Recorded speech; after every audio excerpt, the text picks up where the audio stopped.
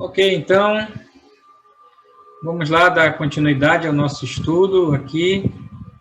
Sejam todos muito bem-vindos aqui na nossa aula, na nossa EBD, na nossa Escola Bíblica Dominical.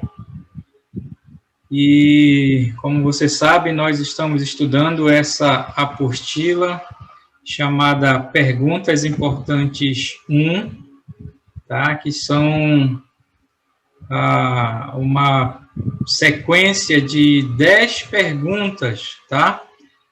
Que geralmente nos fazem quando estamos estudando a Bíblia, estudando a Palavra de Deus com as pessoas, e geralmente somos confrontados com essa pergunta, tá? Então, essa apostila, Perguntas Importantes 1, foi desenvolvida, como você sabe, pelo pastor Bruce, tá? Da Igreja dos Irmãos, tá? Missionário da Igreja dos Irmãos, e nós estamos, então, estudando aí essa apostila cada domingo e sendo abençoados aí com essas informações da Palavra de Deus, tá? Então, nós já estamos bem adiantados aqui na nossa apostila, no nosso estudo. Na realidade, nós já estamos aqui. Vamos começar aqui a pergunta 8, tá? Faltando só aí 2 perguntas para nós encerrarmos, completarmos essa apostila. Então, espero que você tenha aproveitado aí o tempo que nós temos tido aqui com esse estudo, tá? Então, só para você saber, nós já estudamos sobre o Espírito Santo. A primeira pergunta é: todos os cristãos têm o Espírito Santo? Estudamos sobre essa pergunta. Depois estudamos a segunda pergunta: o que eu devo fazer para experimentar a plenitude do Espírito Santo na minha vida? Em outras palavras, o que eu tenho que fazer para ser cheio do Espírito Santo? E aí nós estudamos esses 3 assuntos bem polêmicos, bem sensíveis assim no meio evangélico, né? Que é sobre os assuntos dos chamados dons espirituais, ou dons de sinais. Falamos sobre o dom de línguas. A pergunta foi: o dom de línguas é para hoje, né? Devemos praticar o dom de línguas ainda hoje? Então, temos aí 5, 6 aulas falando sobre esse assunto. A quarta pergunta foi: há revelações hoje? Deus está revelando hoje? Deus está falando hoje da mesma maneira que ele falou no passado? Então, temos aí umas 2 aulas falando sobre esse assunto. E falamos sobre a questão de milagres e a questão de curas, né? Deus faz milagres hoje, Deus cura hoje como ele curou no passado. Então, temos aí algumas aulas. Daí, então, nós entramos nesse assunto sobre o sofrimento e passamos um bom tempo, aí umas 5, 6 aulas só falando sobre o sofrimento, né? Qual a causa do sofrimento? Por que nós sofremos? Por que Deus permite o sofrimento? O momento que nós estamos passando hoje de pandemia, por que Deus permitiu? Então, nós estudamos aí sobre esse assunto do sofrimento, que foi a 6ª pergunta. E aí, semana passada, nós entramos num outro assunto, numa outra pergunta, que é sobre a questão do dinheiro, né? Questão de finanças aí, e esse é um assunto que, às vezes, pelos escândalos, pelas coisas que têm acontecido, as igrejas, os grupos religiosos, alguns grupos, né, evitam de falar, tá? Outros não, outros já falam até demais, né, essa questão do dinheiro aí, mas é muito importante, tá? E aí nós falamos semana passada, tá? Uma aula aí sobre essa primeira pergunta aqui sobre o dinheiro, a pergunta 7 da apostila, que é: qual deve ser minha atitude para com o dinheiro, tá? Então, se você perdeu essa aula, a gente já tem o vídeo gravado da aula, tá? Semana passada, se você não estava aqui na aula, então você pode procurar o vídeo ou me pedir que eu envio para você, tá? Então, nós falamos aqui qual deve ser a nossa atitude para com o dinheiro e vimos basicamente alguns princípios que a Bíblia fala sobre a questão das finanças, tá? Qual deve ser a nossa atitude? Falamos que devemos ser fiéis, não devemos amar o dinheiro, não devemos buscar a Deus só para o nosso benefício financeiro, Falamos a questão que temos que estar contente com aquilo que Deus nos proporciona, não devemos nos orgulhar por causa do dinheiro, tá? Nossa esperança ou a nossa segurança não deve estar no dinheiro. Falamos que precisamos também ser generosos com o nosso dinheiro. E aí entramos nesse texto de Mateus, capítulo 6, tá?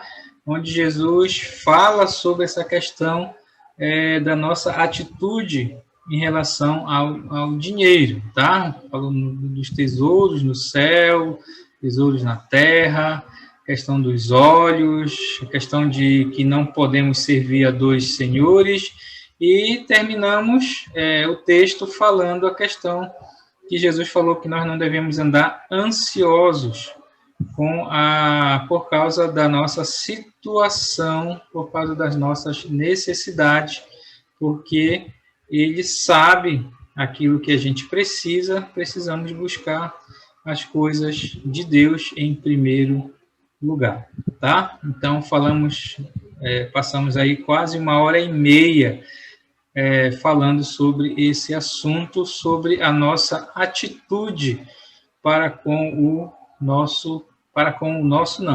o dinheiro, tá?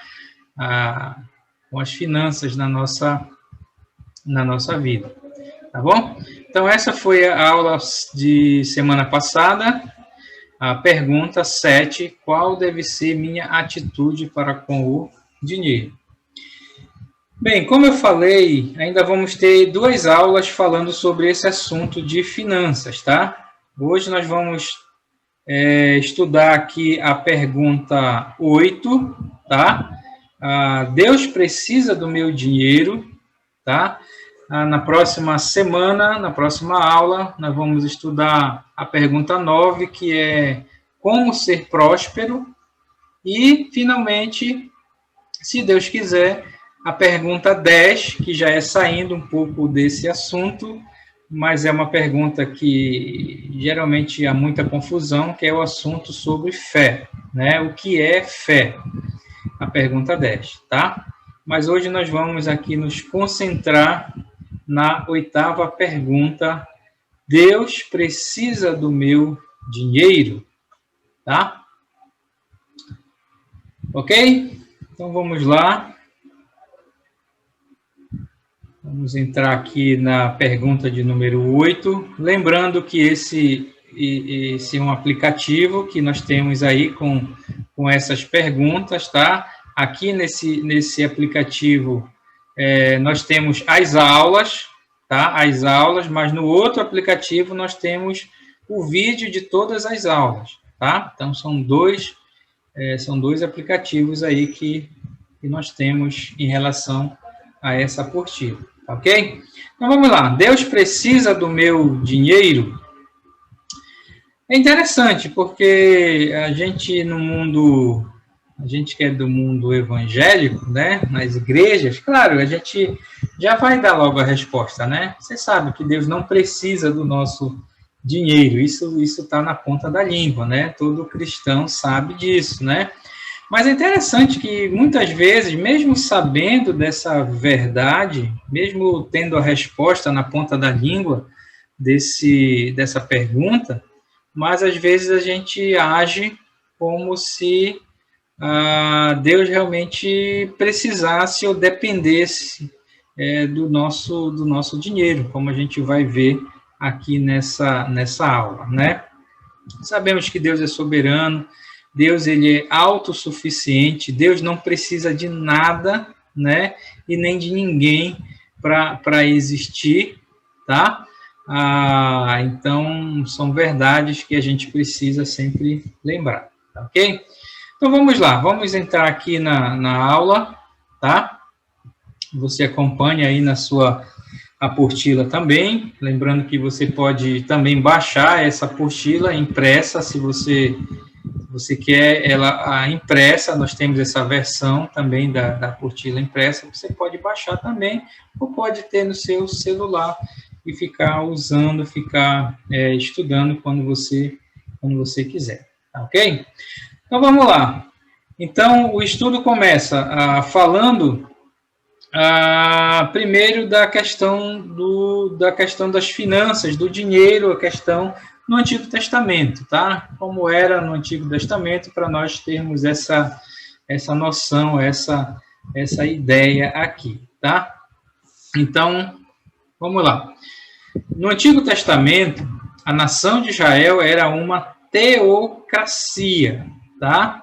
Teocracia. Teo, você sabe que é Deus, cracia vem de governar, tá? Então, você sabe, aí o Antigo Testamento, né, o povo de Deus, que era a nação de Israel, pelo menos no início, né, que ela foi formada, ela era uma teocracia. Deus era quem governava a nação ali no início, né? Não tinha reis que reinavam, tá? Mas eles realmente dependiam do Senhor ali na época de Moisés, ali no início, tá?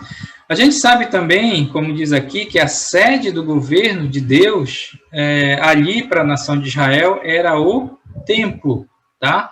Então, você sabe que o templo era muito importante para os judeus, até hoje, na realidade, né? A questão do templo lá, e até assunto escatológico, tá? Hoje, os judeus não têm o templo, tá? O seu templo ele foi destruído lá no ano 70, tá? E ele nunca mais foi reerguido, né? Mas há profecias em Apocalipse, nós encontramos o templo reerguido lá, e os judeus hoje, a nação de Israel, eles esperam, então tem todo aquele embate lá da questão, por que eles ainda não construíram um templo? Eles têm hoje todos os recursos para construir o templo, né?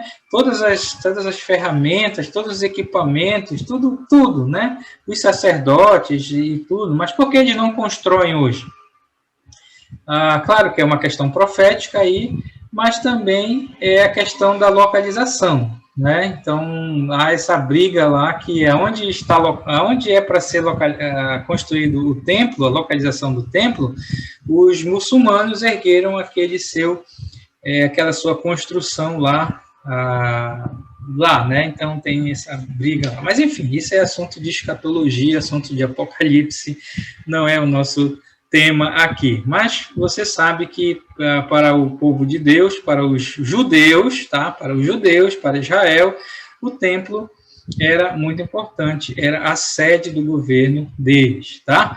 Também o povo judeu, eles tinham o seu imposto, era um imposto nacional, tá? Agora, o que é um imposto? Imposto, você sabe o que é, né? É algo que é imposto, né? É algo que é uma obrigação, tá? Então, o imposto nacional era o dízimo, tá? Era o dízimo, os 10%, né? Que era exatamente para sustentar os levitas. Você sabe que os levitas, eles eram aqueles que serviam no templo, né, que faziam o trabalho do templo, que cuidavam do templo, e os levitas, eles não tinham terra, né, eles não tinham o seu sustento aí como os outros, né, as outras tribos de Israel, né, que trabalhavam no campo, tinham terra, né. Então, essa tribo ela foi separada por Deus, os levitas, né, para que eles realmente trabalhassem no templo, na verdade, os sacerdotes aí, né, e os levitas também. Tá? Então, Deus disse, claro, os levitas precisam se manter, né? Então, como eles não têm o seu sustento fora, então Deus instituiu o dízimo, tá? Como um imposto nacional para os judeus, para que eles pudessem sustentar os levitas que serviam no templo, tá? E aí nós vamos olhar esse texto, tá? Então, abra aí a sua Bíblia para Levítico, capítulo 27, versículo 30, tá? Nós vamos ler esse texto onde fala isso, a questão do dízimo, tá? Então, Levítico, você sabe que sempre a gente olha o contexto, né? Sempre eu gosto de dar o contexto, né? Mas o livro de Levítico é o livro que faz parte do chamado Pentateuco, né? Penta de 5, né? São os 5 primeiros livros da Bíblia. Então, Gênesis, Êxodo, Levítico, Números e Deuteronômio, tá? É chamado aí o Pentateuco. O Levítico é o terceiro desses livros, tá? E o livro de Levítico é o livro, o chamado assim, manual, o manual do povo em relação às cerimônias, em relação àquilo que eles deveriam fazer, tanto para os levitas como para o povo. Então, é como se fosse a Constituição dos judeus, né? Lá é que está todas as leis, né? E aquilo que eles deveriam fazer e não fazer. Então, esse é o contexto do livro de Levítico, tá? Um livro aí que a gente encontra essas leis para a nação de Israel, tá? E o capítulo 27 vai falar exatamente sobre a questão do dízimo, tá? Então, o versículo 30 de Levítico 27 diz assim: também todas as dízimas da terra, tanto do grão do campo como do fruto das árvores, são do Senhor. Santas são ao Senhor. Tá? Então, se você ler esse capítulo, ele já vem falando muito sobre esse assunto, de que a questão que tudo pertencia ao Senhor, né? E aqui está falando que todas as dízimas da terra, quer dizer, a 10ª parte, tá? A 10ª parte do grão, do campo, do fruto das árvores, então, são do Senhor. Tá? Então, o que a gente pode ver aqui? Que era a ordem para os judeus, para a nação de Israel, né? Que 10% do produto da terra tinha que ser oferecido ao Senhor. Tá? Então, esse era o chamado imposto nacional para os judeus. Então, veja bem, era um imposto, não é? Todo judeu, eles tinham que pagar esse imposto, tá? 10% era para eles separarem, era do Senhor, e era para a manutenção, para sustentar os levitas que serviam no templo. Então, não tinha escapatória, não tinha como eles não pagar, não deixar, tá? Então, você já vai logo entendendo a questão do dízimo lá, como era. Não era algo que eles tinham que pagar. É igual nossos impostos aqui, né? Aí, né? A gente tem aí IPTU, tem que pagar IPVA do carro e outros impostos aí, né? Que a gente paga aí na conta de luz, né? Você que paga aí a luz, você vê ali, tem aqueles impostos lá, ICMS, aquilo lá, né? Quando você compra alguma coisa, sempre tem um imposto embutido, enfim, né? A gente paga tanto imposto, né? E não é legal pagar, né? Ninguém gosta de pagar imposto, né? Mas os judeus, eles tinham que pagar lá o imposto, tá? Era algo obrigatório, tá, ok? Então, a primeira questão que eu quero que você perceba é que a nação de Israel lá tinha o dízimo, tá? Como esse imposto nacional, tá? Agora, também nós encontramos no Antigo Testamento a questão das chamadas ofertas voluntárias, tá? Então, no Antigo Testamento também tinha as chamadas ofertas voluntárias. Então, esse texto bem conhecido aqui, de 1 Crônicas 29, e você lembra do contexto aqui, abra lá para 1 Crônicas 29, e antes de nós olharmos esse versículo aqui, você sabe, aqui já está no período dos reis, né, e você lembra que Davi, ele ficou muito preocupado em relação à questão da arca, né? Porque você sabe, desde Moisés, a arca de Deus, ela andava junto com o povo, né? A arca da aliança, né? E a arca da aliança, ela representava a presença de Deus, né? Então, eles andavam com a arca, né? Quando eles iam para um lado, para o outro, né?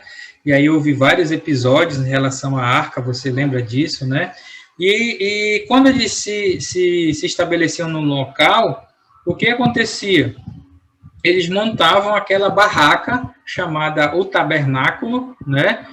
E eles colocavam a arca ali dentro, né? Então, quando eles saíam quando eles se moviam, né? Então, eles desmontavam aquela barraca, aquele tabernáculo, né?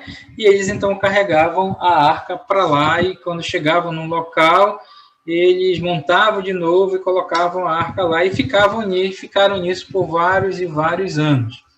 Quando chegou na época de Davi, né? E Davi já estava lá no seu reino, já tinha passado várias histórias de Davi e tudo mais, né?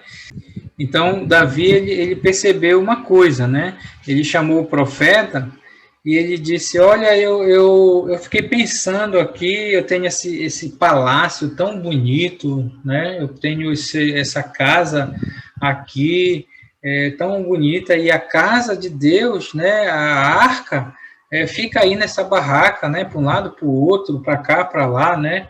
E ele disse, eu vou fazer uma casa, vou fazer um prédio, vou fazer um templo para a arca, né? Então, interessante que o templo não foi construído para culto, para cultuar, como o templo de Salomão lá, lá, né? O pessoal entra naquela coisa grandiosa. O templo nem era tão grande. O templo ele era para guardar a arca, né? E Davi teve a ideia, eu vou construir esse templo, né? Só que você sabe que Deus falou com o profeta e disse, vai lá com Davi lá e fala o seguinte para ele, olha, Davi, eu estou muito feliz com a tua decisão, né? Com a tua decisão de construir um templo para mim, né? Mas tu não vais construir esse templo. E você sabe qual é a razão, né? Muito sangue na mão, né? Olha, Davi, tu não vai construir, né? Tu matou muita gente, né? Tua mão é cheia de sangue, muita guerra, né? Miliciano aí, né? E tu não vais construir, mas eu estou feliz com a tua decisão.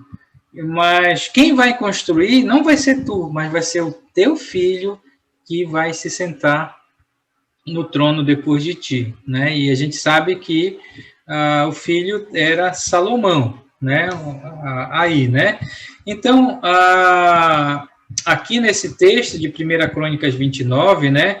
Davi, ele chama o povo, né? Ele chama a congregação, ele diz assim, olha, o meu filho Salomão, que é aquele que Deus escolheu para ficar depois de mim, ele ainda é novo, né? Ainda é moço, ainda é inexperiente, né? E essa obra aqui da construção do templo é uma obra muito grande, né? Para ele, né? Aí, né? Mas olha só, ainda não ia ser construída a obra, né? Mas Davi disse: olha, eu já preparei com todas as minhas forças muito material para essa obra, tá? Eu já preparei muita coisa, eu já dei do meu dinheiro, eu já dei do meu ouro, da minha prata, eu já tenho muita coisa, mas ainda está faltando mais, né? E é interessante, né? Aí depois que ele fala isso, se você ler aí o texto mais para trás, ele diz assim: quem, pois, está disposto hoje a trazer ofertas liberalmente ao Senhor? Né? Quem está disposto hoje a trazer ofertas liberalmente? A gente vai falar essa palavra liberalmente, né? Que Davi falou, né? E aí é interessante, né? O povo, então, seguindo o exemplo de Davi, o povo começa a também contribuir para aquela obra, né? E todo o povo, diz lá o texto, né? Os chefes de família, os príncipes das tribos, os capitães do exército, os intendentes, tudo, todos lá começaram a contribuir para a obra, né? Para o serviço da casa de Deus, né?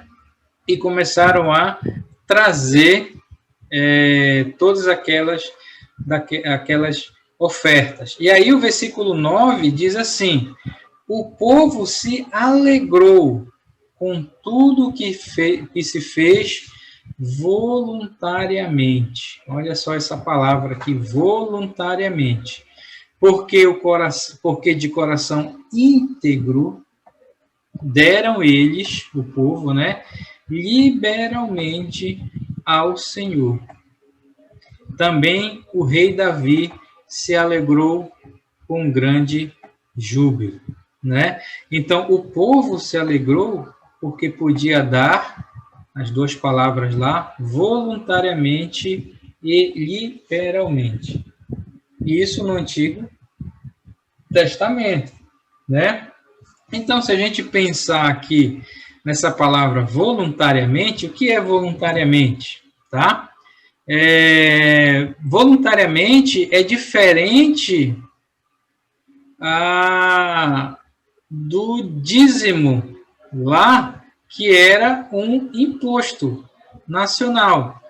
Porque você fazer uma coisa voluntária significa que você não está obrigado a dar, a se envolver, tá? Você vai se você quiser. Tá? Então, Davi não impôs aquilo para o povo. Davi falou: olha, eu fiz isso, está aqui o que eu já fiz, né? Eu quero saber quem quer dar, quem quer participar voluntariamente e contribuir liberalmente. Tá? Então, não houve essa obrigação, mas o povo foi voluntariamente. E todo o povo, tá? E por isso é que o povo se alegrou. Né? E a outra palavra diz que eles deram liberalmente. O que é liberalmente? Liberalmente tem a ver com a quantia. Davi também ele não disse quanto eles deveriam dar. No caso do dízimo, o dízimo ele não era voluntariamente, porque era uma obrigação, toda a nação tinha que dar. E não era liberalmente, porque liberalmente tem a ver com o quanto você dá, porque o dízimo já estava estipulado que era 10%. Mas nesse caso de Davi aqui, era liberalmente, ou seja, você dá o que você quiser. 10%, 5%, 20%, 100%, 40%, 15%, você dá quanto você quiser. Tá? Então, esse é a coisa legal, porque era voluntariamente, olha, você não está obrigado você vai se você quiser, você participa se você quiser, e você também pode dar liberalmente, ou seja, você contribui com quanto você quiser. E fazendo isso, o povo se alegrou, porque podia dar voluntariamente. Voluntariamente e liberalmente, tá? E aí, versículo 10, Davi, quando viu aquela atitude do povo, né? Porque não tem coisa melhor do que você convidar o povo para algo, né? E você vê que o povo vem de coração, né? O povo não vem obrigado, o povo não vem reclamando, o povo vem contribuindo aí da melhor maneira possível, né? E aí Davi, quando viu aquilo, quando viu aquela atitude, o que ele fez? Pelo que Davi louvou ao Senhor perante toda a congregação. Imagina a cena, né? Davi louvou ao Senhor perante toda a congregação e disse, quer dizer, fez essa oração, né? Perante todo o povo lá, né? E essa oração é interessante porque a gente tem alguns princípios sobre finanças também, né? Então, Davi, ele começa essa oração dizendo, bendito és tu, Senhor Deus de nosso Pai, Israel, né? Israel, você sabe que era Jacó, né? De eternidade em eternidade, quer dizer, Davi, ele louvou a Deus pelo privilégio de contribuir, tá? Ele começa essa oração falando que era um privilégio, e a gente vai ver aqui embaixo por que ele tinha esse entendimento, por que contribuir ali naquela obra era um privilégio, né? E aí, versículo 11, ele diz, tua, Senhor, é a grandeza, o poder, a honra, a vitória, a majestade, e olha aqui, porque teu é tudo quanto há nos céus e na terra. Teu, Senhor, é o reino, e tu te exaltaste por chefe de tudo. Sabe por que ele entendia que contribuir naquela obra era um privilégio? Porque ele sabia, ele tinha esse entendimento que tudo pertence a Deus. Tudo pertence a Deus. Então, era um privilégio para eles, para Davi, contribuir. Versículo 12, ele diz, riquezas, olha só, riquezas e glória vem de ti. Tu dominas sobre tudo, na tua mão a força e poder, contigo está engrandecer e a tudo dá força. Mas olha só, a noção de Davi, né? Ele sabia que as nossas riquezas, todo o nosso dinheiro, tudo aquilo que a gente tem, vem de Deus. E essa é uma verdade que muitas vezes nós esquecemos. Tudo que temos vem de ti, Senhor, como diz a musiquinha lá, como diz o cântico lá. Vem de ti, Senhor. Mas a gente esquece isso, né? Nosso dia a dia, nosso corre-corre, nossas preocupações, pouco dinheiro às vezes, e a gente acaba esquecendo, né? Que tudo vem do Senhor. Aí, versículo 13 de 1 Crônicas, né? Ele diz, agora, pois, ó nosso Deus, graças te damos, e louvamos o teu glorioso nome. Porque, olha, versículo 14, olha só a questão da humildade, coisa que está tão longe desses pregadores da teologia da prosperidade, né? Ele disse, porque quem sou eu? E quem é o meu povo? Quem somos nós para que pudéssemos dar voluntariamente essas coisas? Porque tudo vem de ti e das tuas mãos tu damos, né? O que damos a Deus, na realidade, vem das mãos de Deus. Olha só essa noção, né? Essa atitude de Davi de reconhecer que ele que ele estava fazendo ali, né? Porque às vezes é assim, né? Às vezes o camarada dá uma oferta para a igreja, né? Dá uma grande quantidade, sei lá, e tudo, e no fundo a pessoa fica orgulhosa, olha só, contribuir com tanto, né?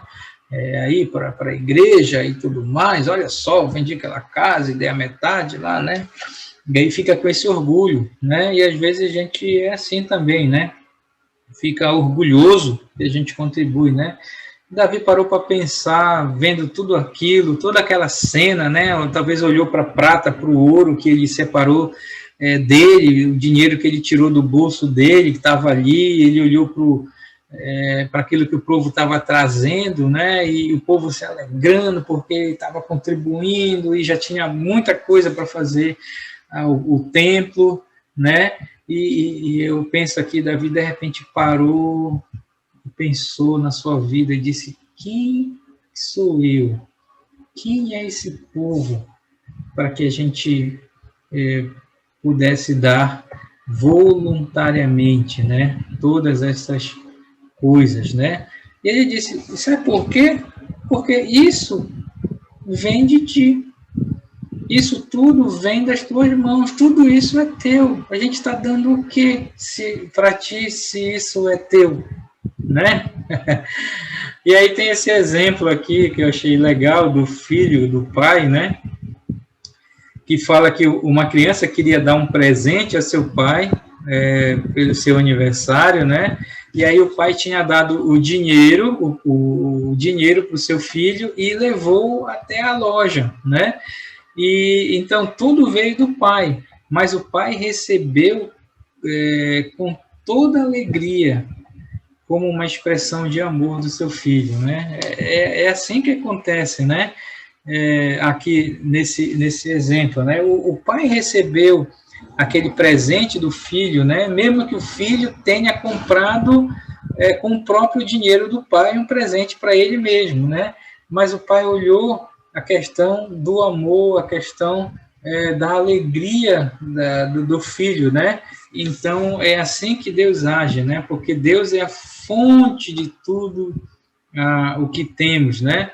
E aí tem uma pergunta: como podemos dar a Deus, né? Como podemos dar a Deus?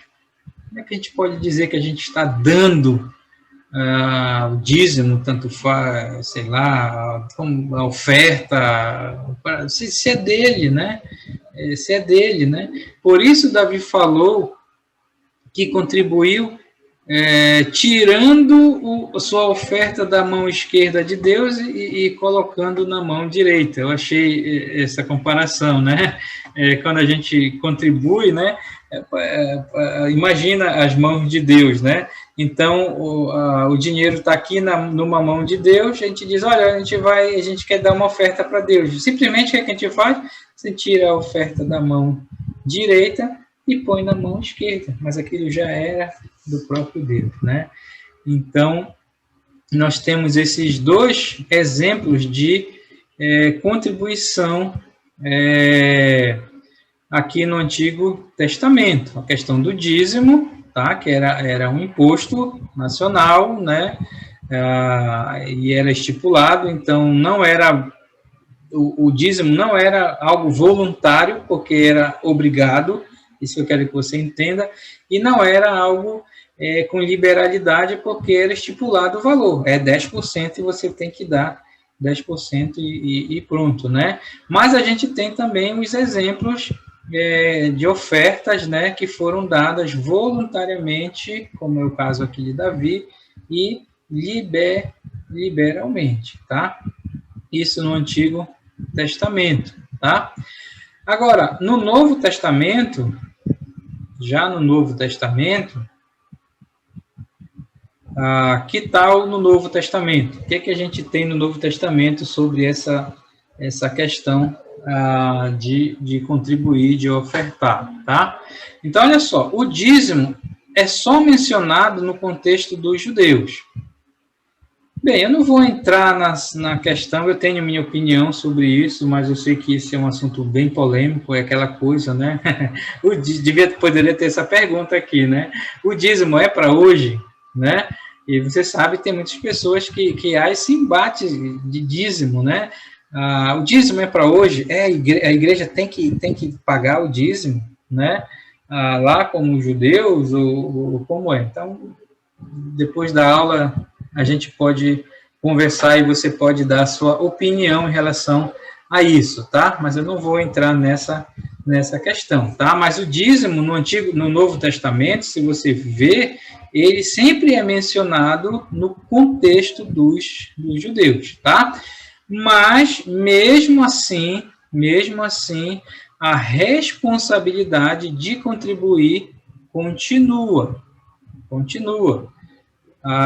mas com liberdade e não como lei, tá? Então, preste muito bem atenção aqui sobre isso, tá? E a gente pode falar depois sobre isso aí, tá? Mas eu quero ler esse texto, que é o texto que nós usamos também no Novo Testamento, em relação a contribuir, que é aquele texto lá de conhecido de 2 Coríntios 9, de 6 a 11, tá? Então, 2 Coríntios 9, de 6 a 11, Paulo estava falando dessa liberdade que temos, veja que a questão é liberdade, tá? De contribuir, tá? De ofertar. Então, olhando aqui o contexto, né, desse texto que Paulo está falando com os coríntios, né, ele falou desde o versículo 6, né, ele disse lá, né, aquele que semeia pouco vai também ceifar pouco, né, e o que semeia com fartura também vai ceifar com abundância, com fartura, né. E aí o versículo 7, que é o nosso versículo aqui, tá? Então, o versículo 7 diz, cada um, veja que a responsabilidade é de todos, né? Responsabilidade, não obrigação, né? Cada um contribua segundo tiver proposto no coração. Veja que aqui não é dízimo, tá? Não é dízimo, é oferta. É oferta voluntária e com liberalidade, com liberdade, né? Porque ele falou, cada um deve contribuir segundo tiver proposto no coração. Aí ele disse lá, não com tristeza, né? Ou por necessidade. E aí o final do versículo, que a gente geralmente põe nos cartões lá de dízimo, de oferta, né, de contribuição, porque Deus ama quem dá com alegria, tá? Então ele disse, tem várias coisas aqui nesse versículo, né? Primeiro que cada um, tá? Lembra que ele está falando para a igreja, tá? Então ele está falando para cristãos, né? Para crentes convertidos lá da igreja, né, de Corinto, para nós também. Então, cada um deve contribuir, mas de que forma? Segundo tiver proposto no coração. Primeira coisa é isso, né?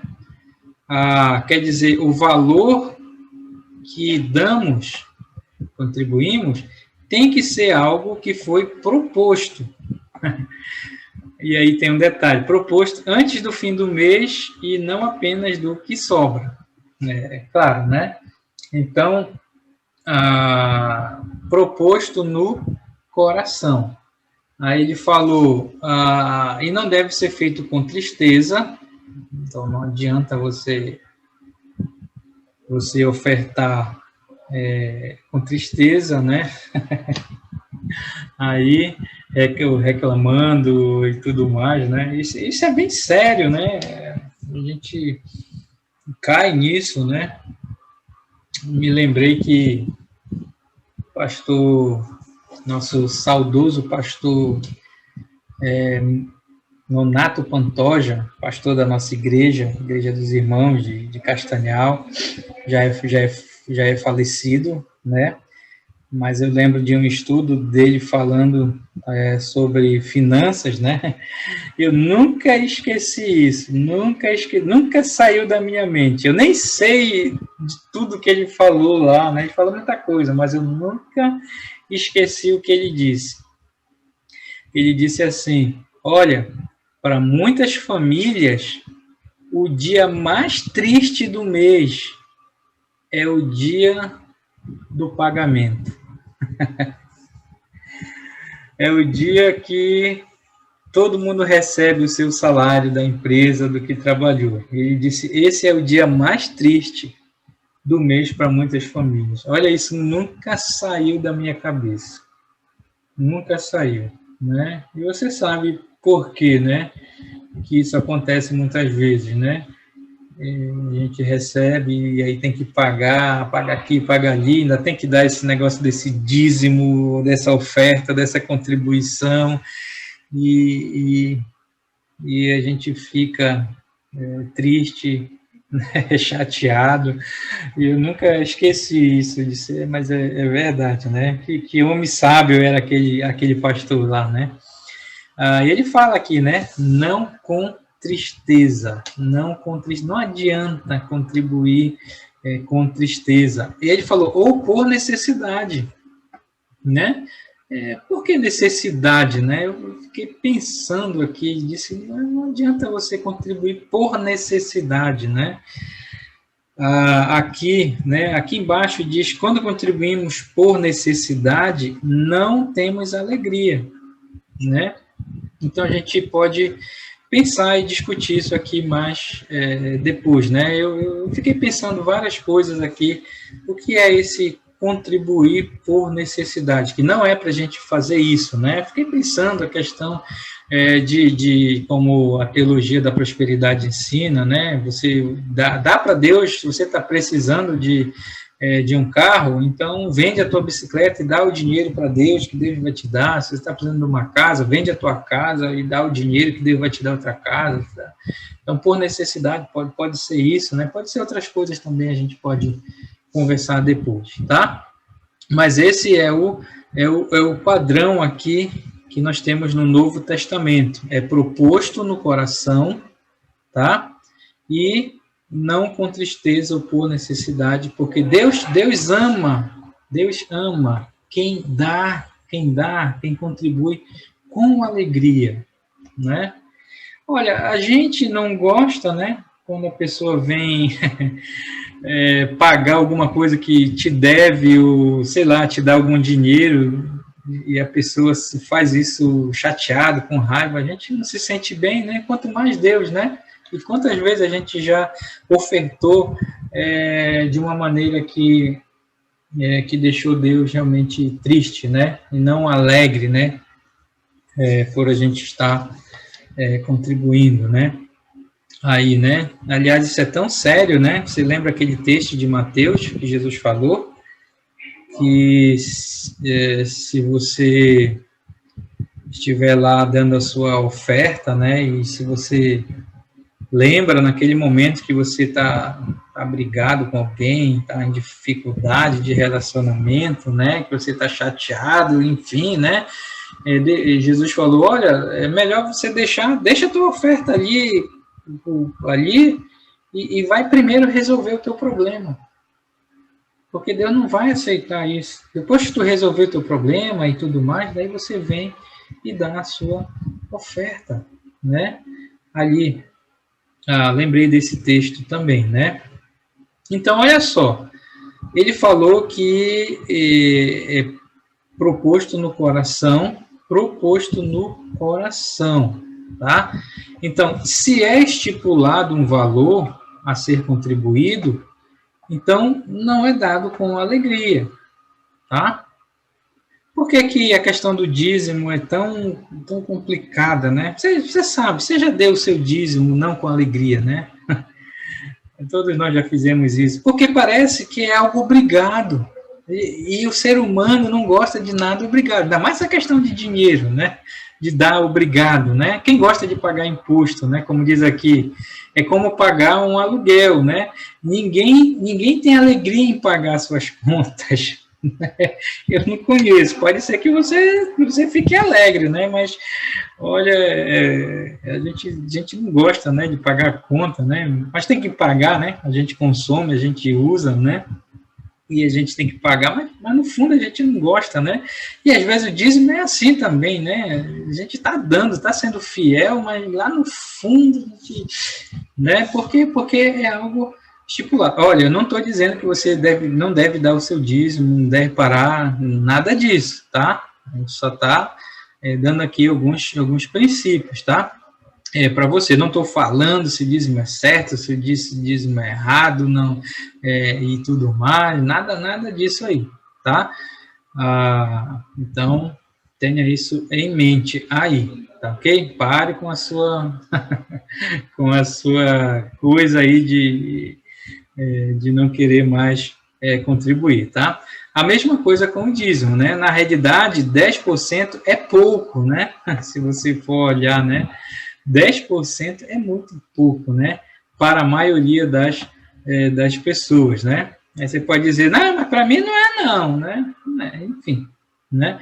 A pergunta não é, eu gostei disso aqui, a pergunta não é quanto do meu dinheiro eu devo dar ao Senhor? Não é essa a pergunta, né?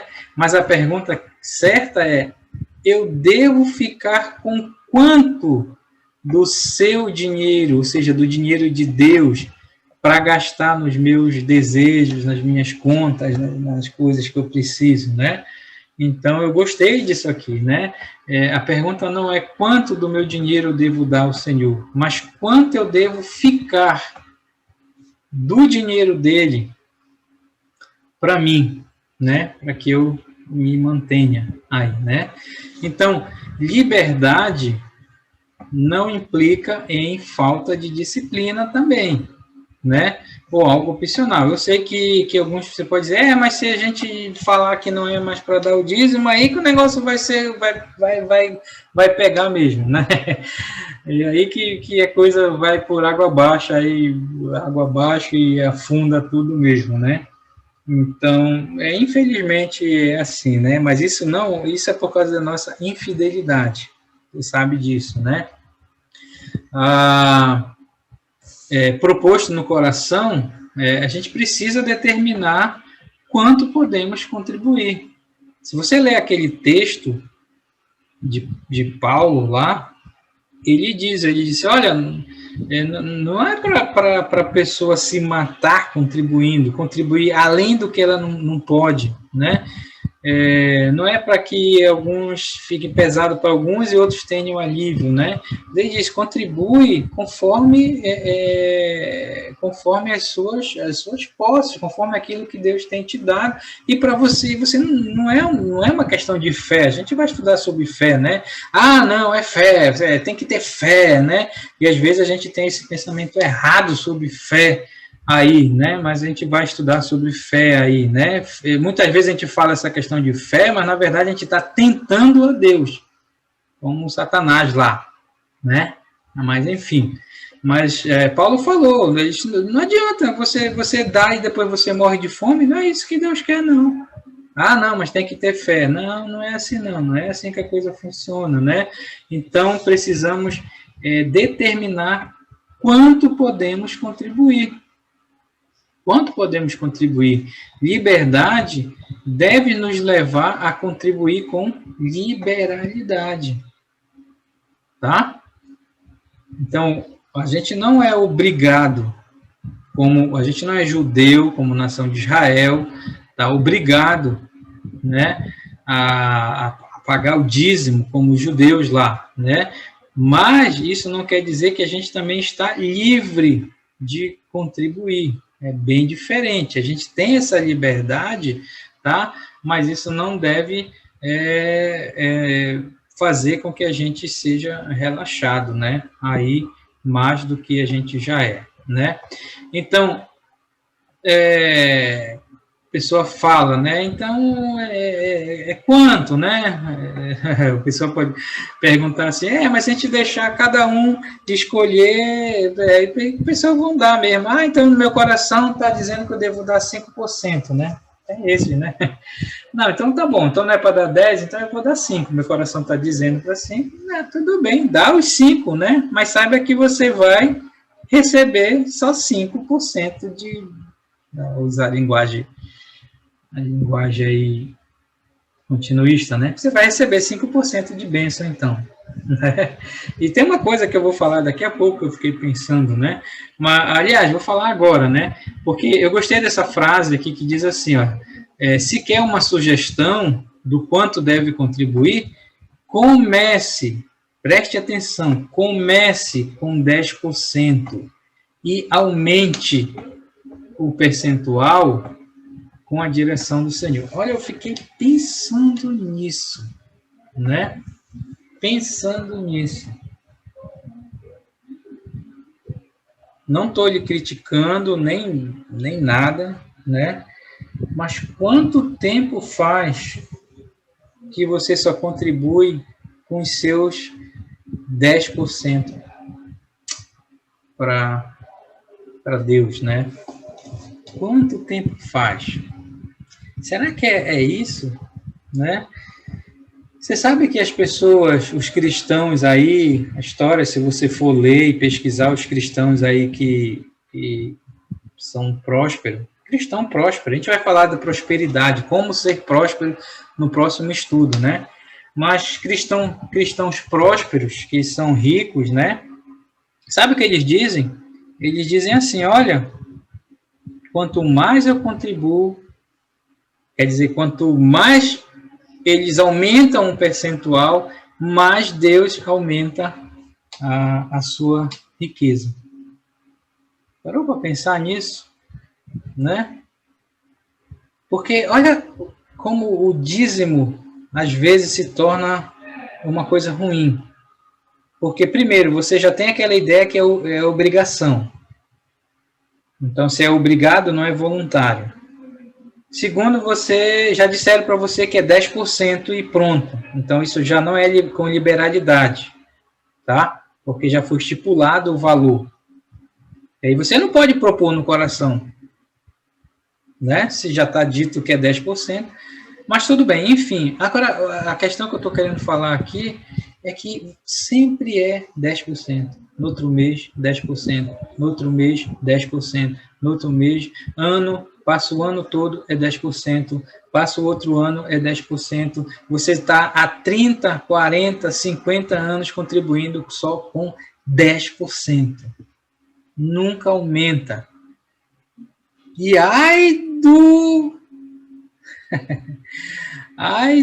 de alguém queira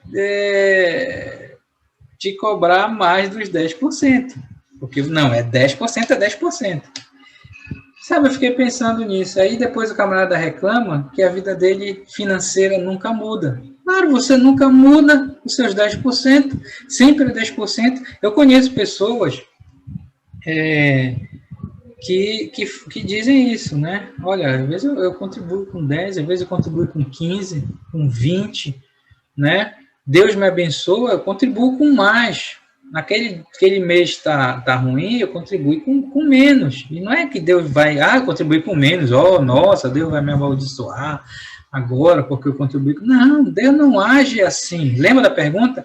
Deus precisa do seu dinheiro? Não. Né? Então, pensa nisso, né? Não estou dizendo para você pular também de 10 para 15 para 20, né? Mas pensa nisso, né? Aí, né?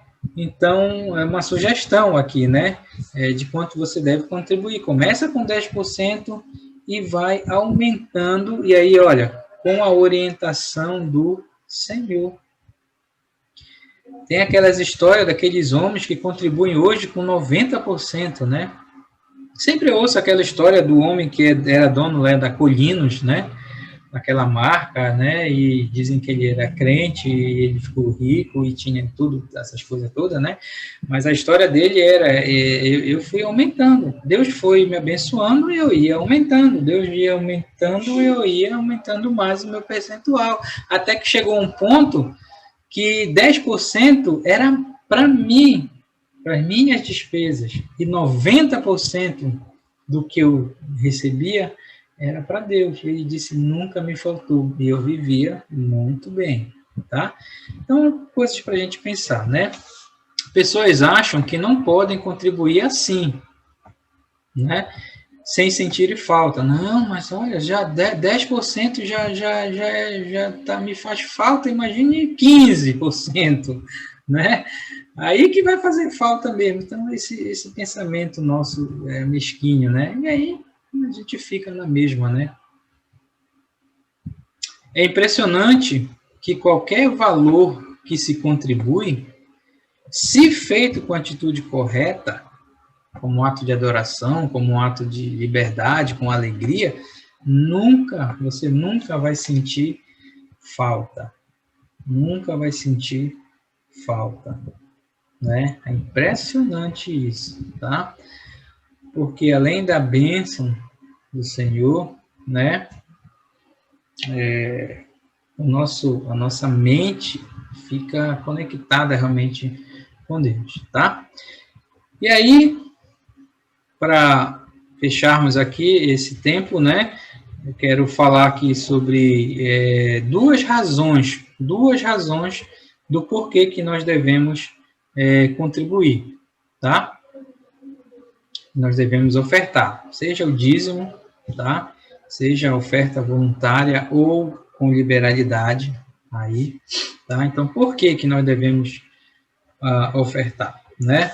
Então, a primeira razão é porque devemos apoiar o ministério da nossa igreja. Claro, né?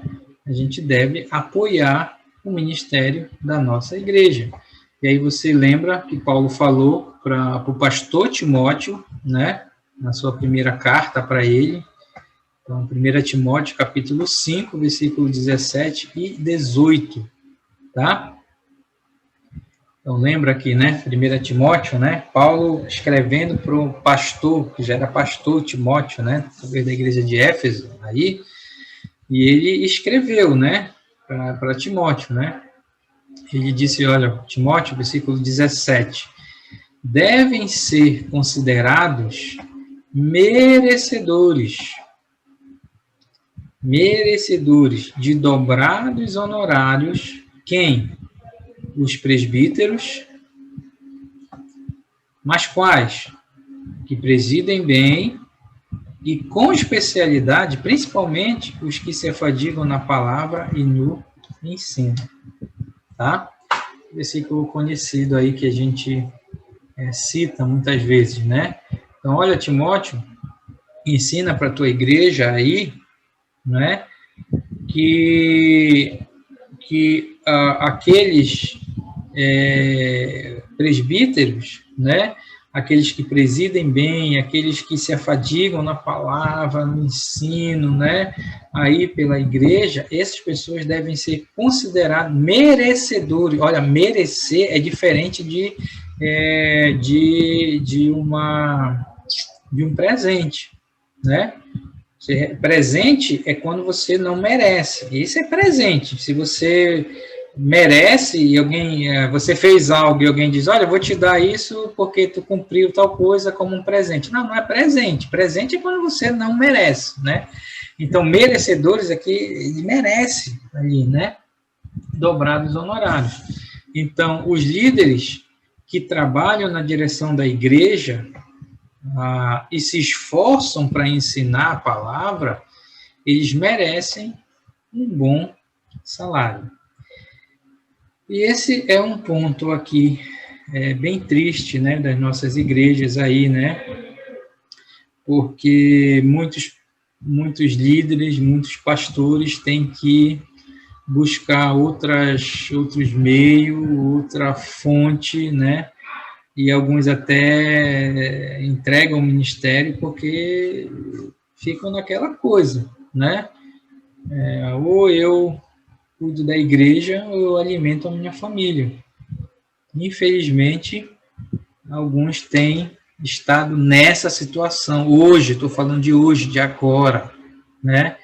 E tem que deixar, muitas vezes, o trabalho da igreja para buscar o sustento da família. Estou dizendo que não é errado, não estou entrando nessa questão se o pastor deve trabalhar fora ou não, isso é discussão para outro fórum, né? Como diz o nosso amigo lá, né? Mas infelizmente é isso, né? Então, esses dias eu ouvi de um pastor que vai passar o bastão para outra pessoa. Eu fico pensando, né? Passar o bastão para outra pessoa, ele vai entregar a igreja para outra pessoa. Aí eu fico pensando, é porque realmente aquele irmão, ele treinou aquela outra pessoa para ficar e tudo mais, ou é porque ele está passando necessidade, ele tem que procurar outra coisa e a igreja não está pagando o seu salário justo, né? E não está dando e tudo mais. Então, essas coisas a gente tem que pensar também. A Bíblia fala, né? A Bíblia fala que eles devem ser merecedores de dobrados. Olha só, ainda fala aqui, né? Dobrados honorários. Isso quer dizer que o líder, né? Ele tem que receber, como diz aqui, um bom salário. Um bom salário. E a gente que conhece alguns pastores aí, né? Coitado, o pastor tem até vergonha de dizer quanto ele recebe da igreja. Você chega com o pastor e diz, quanto a igreja te paga, meu irmão, pelo trabalho que você faz aqui? Coitado, o irmãozinho fica até com vergonha de falar, né? Isso é triste, isso não é bíblico, tá? E aí ele falou, olha, versículo 18, Paulo ainda falando, né? Ele cita um texto do Antigo Testamento, pois a Escritura declara, quer dizer, bíblico, né? Não amordaces o boi quando pisa o grão, né? Então, Paulo traz esse princípio que está lá no Antigo Testamento, né? Que Deus disse, olha, vou falar uma coisa para vocês. Quando o boi estiver trabalhando para vocês, o animal, o boi aqui é o animal mesmo, né? E estiver pisando nos grãos lá, então, o que geralmente o camarada fazia? Né? Então, ele amarrava a boca do boi e deixava o boi pisar lá o grão, fazendo o trabalho dele lá, né? E não era para o boi comer. E Deus disse, olha, está proibido amarrar a boca do boi quando ele estiver trabalhando para você. Deixa ele comer. E Paulo puxou esse versículo lá do Antigo Testamento. Na verdade, o princípio que Deus tinha dito no Antigo Testamento era isso, né? Claro, Deus não estava tanto se preocupando com o boi, com o animal, mas era um princípio que ele estava falando lá para o povo entender, né? E aí Paulo falou aquilo, né? Puxou aquele versículo e também, de lá mesmo, se eu não estou enganado, né? Ele falou, o trabalhador é digno do seu salário. Digno, a palavra digno quer dizer merecedor. Merecedor do seu salário. Então, todo trabalhador, ele é digno, ele merece, se ele trabalha por aquilo, ele merece ser recompensado por aquilo que ele faz, né? Então, não devemos frustrar o boi quando está trabalhando, é aquilo que ele está falando lá, mas é o princípio, né? E não devemos frustrar os que trabalham no ministério, não pagando um salário bom, um bom salário justo, né? Aí, sustentá-los. Então, esse era o princípio, né? Lá, né? Os que trabalham no ensino e na palavra merecem um bom salário. Tá? Então, claro, essa é é uma razão porque nós devemos contribuir para apoiar o ministério da nossa igreja. Claro que a gente falou aqui na questão do líder da igreja, que ele deve receber um bom salário pelo trabalho que ele presta, né? Mas, claro, você, olhando por esse lado também, você pode falar a questão das próprias despesas da igreja, né? Pagamento de luz e outras coisas, né? Uma vez eu respondi isso por um descrente, né? Eu acho que foi uma boa resposta, né? Mas ele perguntou para mim, por que tem que esse negócio de pagar, ele falou, né? Pagar dízimo para a igreja, por que tem que dar dinheiro para a igreja, né? E eu lembro que me veio na mente assim, eu digo, bem, eu não vou dar uma resposta bíblica para esse camarada incrédulo, nem adianta, mas eu vou dar uma resposta lógica para ele. Eu acho que ele até entendeu e gostou. A minha resposta foi, eu disse, camarada, lá na nossa igreja tem uma pessoa que ele é responsável pela igreja, ele tem família, né? E ele tem que almoçar, ele tem que comer, ele tem que se vestir, né? E ele não trabalha fora, mas ele trabalha para a igreja, né? Então, e você acha que tem que ajudar no sustento dele? Eu disse outra coisa, lá também a gente reúne um prédio lá, e esse prédio ele tem energia, e essa energia tem que ser paga todo mês, senão eles cortam, a gente fica no escuro. Tem uns equipamentos lá de bateria, de guitarra e tudo mais. Quem você acha que compra? De onde é que vem o dinheiro? Eu disse, olha, o prédio a gente tem que estar zelando, tem que estar pintando, tem que estar reformando, né? Eu disse, tem os impostos que a gente paga para a prefeitura, como qualquer outro lugar, e fui dando essa explicação, né? Eu lembro que o cara ficou assim, pensando, ele não me falou, né, que ele não é da Braço Torcer, mas eu sei que na mente dele disse, realmente faz sentido, né? E é isso mesmo. E a outra razão para que a gente contribua, tá? É porque você mesmo se beneficia quando contribui. Você sabia disso? Filipenses 4,17 fala disso, né? Que nós mesmos nos beneficiamos. Tanto na questão da própria igreja, porque a gente tem uma pessoa que pode estar fazendo o trabalho, não que a gente não deva fazer o trabalho, mas está fazendo um trabalho, né? A gente pode ir lá e assistir e participar dos cultos com energia, com o banco limpo, com o prédio limpo, né? Pode chegar lá e tudo mais. Então, a gente se beneficia dessa maneira. Tanto dessa maneira, como a nossa própria vida também, né? Olha só, Filipenses 4,17... Lá vem eu dar o contexto de novo, né? Filipenses, você sabe que é uma das chamadas epístolas da prisão, né? Paulo ele estava preso em Roma e ele escreveu para são 4 epístolas, né? Filipenses, Colossenses, Efésios e Filemon, né? São as chamadas epístolas da prisão, né? Ele escreveu para essas 3 igrejas e escreveu para esse homem Filemon, quando ele estava preso. Então, veja só o que trata a epístola de Filipenses. É porque as pessoas, os cristãos dessa igreja de Filipos, né, que ficava ali na Ásia, né? Na Ásia, né? Eles tinham mandado uma oferta para Paulo, né? E Paulo mandou essa carta agradecendo essa oferta.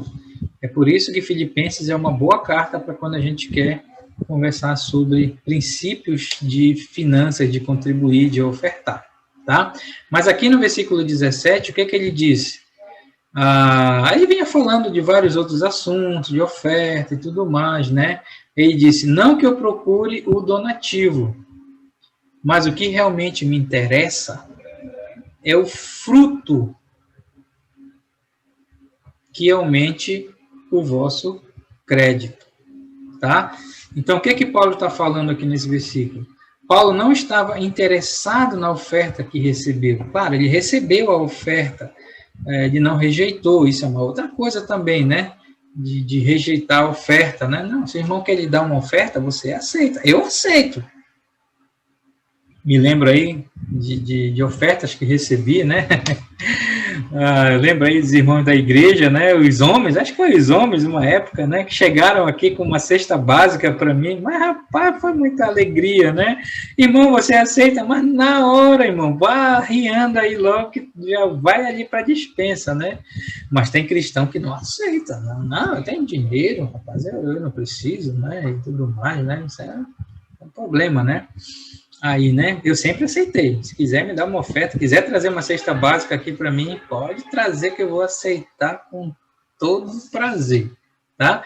E Paulo disse, olha, eu aceito, mas o que eu gostei, é isso que Paulo está falando nesse texto, né, primeiro foi a questão de que eles se uniram naquele propósito para recolher essa oferta para enviar para Paulo, para o missionário. Foi uma oferta missionária, né? Paulo disse, que joia isso, que joia, fico muito feliz. Quer dizer, Paulo não estava nem tanto feliz pela oferta que ele recebeu, mas o fato daqueles irmãos estarem com esse coração missionário de contribuir, né? E ele disse, não estou interessado na oferta, mas no fruto, né? Me interessa o fruto que aumente o vosso crédito. Você sabe que crédito é diferente de débito, né? Crédito é coisas boas, né? Então, Paulo estava, de certa forma, falando aqui que o fato deles terem contribuído, isso ia aumentar o crédito deles, tá? Isso é paralelo com aquilo que Jesus falou. A história do jovem rico, você lembra? O jovem rico chegou com aquele papo furado lá, o que eu tenho que fazer para ter a vida eterna. Jesus disse, olha, sabe os mandamentos? Nunca matei, nunca roubei, Jesus disse, não, tá legal, só falta uma coisa. Vende tudo os teus bens, dá por pobre e me segue. E o homem caiu fora, né? E aí Jesus falou aquilo, né? É mais fácil passar o camelo pelo buraco de uma agulha do que um rico entrar no céu. O que é muito mal interpretado. Jesus não estava falando que um rico não pode ser salvo, né? Mas se o rico confia na riqueza dele para a salvação dele, que era o caso daquele jovem, é impossível ele ser salvo, assim como é impossível o camelo passar pelo furo de uma agulha. Então, não é nada que o furo da agulha era uma porta que não sei o quê, que era estreita, isso nada. Jesus estava dizendo, era um camelo mesmo e estava falando de uma agulha mesmo, que é impossível. É impossível para o rico que confia na sua riqueza para ser salvo, entrar no reino dos céus. E a gente sabe essa história, mas a gente esquece a conversa depois. Porque o que aconteceu depois? Eu não me lembro se foi Pedro. Geralmente é o Pedro, né? Geralmente todos têm a ideia, mas eles ficam com medo de falar com Jesus e pegar uma esculhambação. Então o que eles fazem? Eles mandam o Pedro. Vai lá, Pedro, vai lá, que você já está acostumado a pegar a esculhambação do mestre. Aí Pedro vai lá e diz, mestre, e nós? E nós? E Jesus diz, o quê? Ele disse, e nós? A gente deixou tudo para te seguir, né? A gente deixou, olha, eu deixei a minha empresa, o Pedro falando, né? Eu deixei a minha empresa de pesca, que eu tinha funcionários, né? Realmente ganhava bem. O outro deixou a casa, o outro deixou isso, o outro deixou isso. A gente deixou tudo para te seguir. E nós? Era isso que Pedro queria falar, né? Muita coragem, né? Mas Jesus estava de bom humor naquele dia e ele disse, olha, eu vou te dizer uma coisa, Pedro. Não tem ninguém que tenha deixado pai, mãe, trabalho e tudo mais para me servir, que já nessa vida não receba 100 vezes mais. Olha aí. Nessa vida já não receba 100 vezes mais daquilo que ele acha que ele abandonou para trás lá. Ele ainda disse mais. E além disso, ainda vai receber a vida eterna no povinho. Olha só, né? Então, é isso, né? É a bênção, né, que a gente recebe, né? Bênção espiritual. Então, a gente contribui porque a gente mesmo, de uma certa maneira, se beneficia. Nosso crédito aumenta, como Paulo falou. Ok? Bem, então, esse foi o nosso estudo, foi a nossa pergunta aqui. Deus precisa do meu dinheiro? É claro que não. Deus não precisa do meu dinheiro, tá bom? Então, que Deus possa nos abençoar, tá?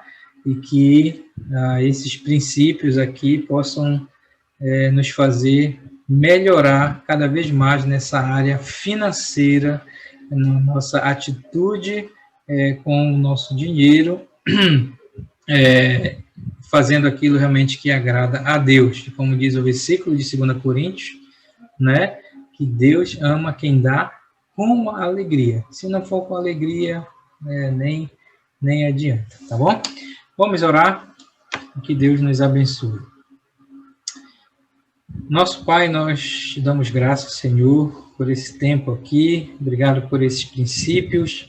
Sabemos que o Senhor não precisa do nosso dinheiro, mas muitas vezes nós agimos como se o Senhor precisasse, como se nós pudéssemos estar ajudando o Senhor, ajudando as coisas do Senhor. Ó Deus, nos dá a humildade de Davi, de reconhecer quem sou eu e quem é o meu povo para dar alguma coisa, porque tudo vem de Ti. Obrigado, Senhor. Nos abençoa com essas verdades. Em nome de Jesus. Amém.